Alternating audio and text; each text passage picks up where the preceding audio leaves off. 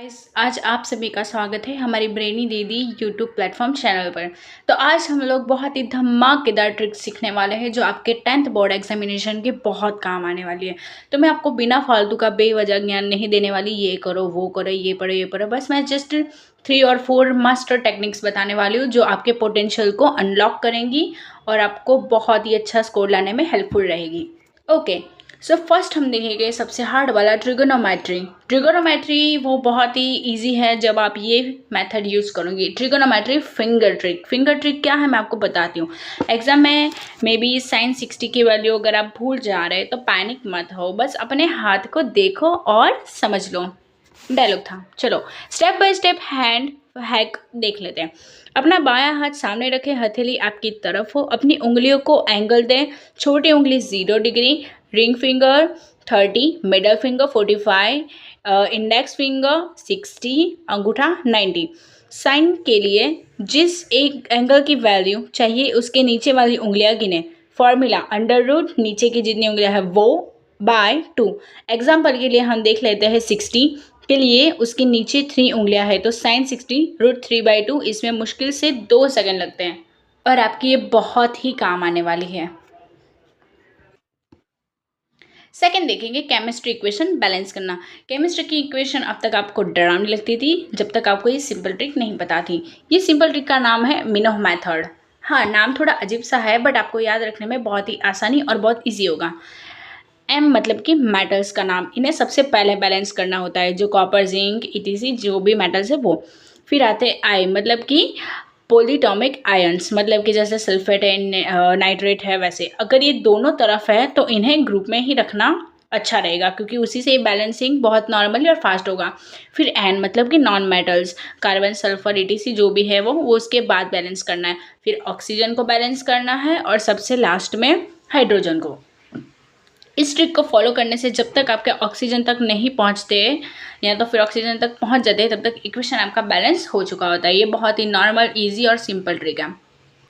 और अब छोटा सा फिजिक्स न्यूमेरिकल शॉर्टकट, मतलब कि लाइक आपको यूनिट्स तो सब कुछ पता ही होता है, क्वेश्चंस में दिए गए ही होते हैं। तो आपको अगर एम्पियर और ओम दिया है तो आपके मन में ऑटोमेटिक वो वाला फॉर्मूला आ जाता है, V = I × R। ट्रिगर होना ही चाहिए।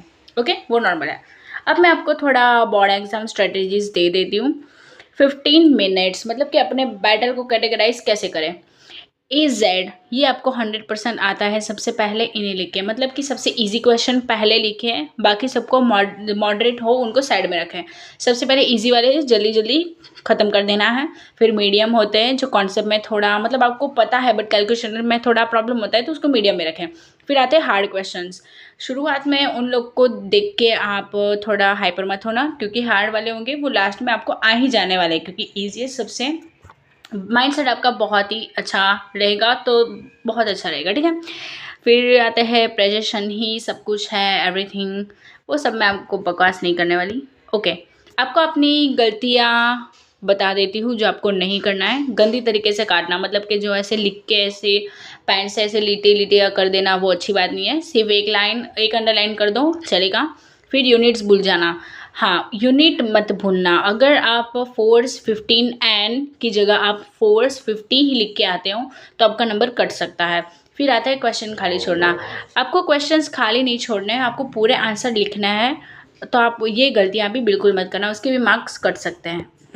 4 स्टडी हैक्स और टॉप सीक्रेट्स, जो तुम्हारे टॉपर्स बहुत ही चोरी छुप के आपको बिना बताए ही यूज़ कर रहे हैं, तो वो सीक्रेट्स मैं आपको बताने वाली हूँ। तो सबसे पहले हम कौन सी टेक्निक देखेंगे, पोमोडोरो टेक्निक। उसमें क्या है कि ऑफकोर्स इंसान है हम लोग, रोबोट तो नहीं है, तो 3-4 घंटे लगातार नहीं पढ़ सकते, तभी इस टेक्निक को यूज़ करना है। पढ़ने के लिए एक सिंगल टॉपिक को पहले चूज़ कर लो आप, फिर 25 मिनट का टाइमर सेट करके 100% फोकस रखना है। No phones, no tab, no games, no distraction, कुछ भी नहीं। फिर टाइमर बजते ही 5 मिनट का ब्रेक ले लेना है। थोड़ा पानी पी लो, थोड़ा वार्म अप कर लो, आसपास वॉक कर लो और फिर सीधा आपको फिर से वो रिपीट करना है। ऐसे 4-5 बार रिपीट करना है। फिर 30 मिनट का एक लंबा ब्रेक लेना है, ठीक है। इससे क्या होगा, आपका कंसंट्रेशन बहुत ही अच्छा रहेगा, आपका फोकस बहुत ही बढ़िया रहेगा और आपका ब्रेन स्टॉर्मिंग भी बहुत स्ट्रांग होगा।